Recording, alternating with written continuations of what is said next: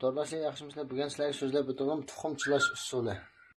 Oldi bilan yerlik tuxumni tayyorlab pishirib olamiz. Suv 10 minut chilab qo'ygandan keyin mana bunday yaxshi so'yiladi. Tayyorlangan xurishlari 200 gram samsoq oqlangandan keyin yaproq holatda eziladi. 80 gram zanjibil shilib tayyor qilib olamiz. 10 gram kavovichin, ya'ni xo'ja. Tayyorlangandan keyin 3 xalta xushbo'y ochiq suv. Bir tal ko'rib olsa bo'ladi.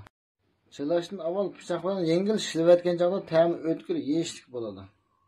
Buning shifoliq roli qon qo'yiqdan bo'lgan putqul qo'lishish, jigarni may qoplab ketish, ziyoda semizlik qatorliqlarning oldini oladi. Chilab og'izni yem etib tashlab qo'yib, 3 kundan keyin har kuni atiganda nashtil bir tal 2 qo'shiq ochiq suv bilan iste'mol qilindi.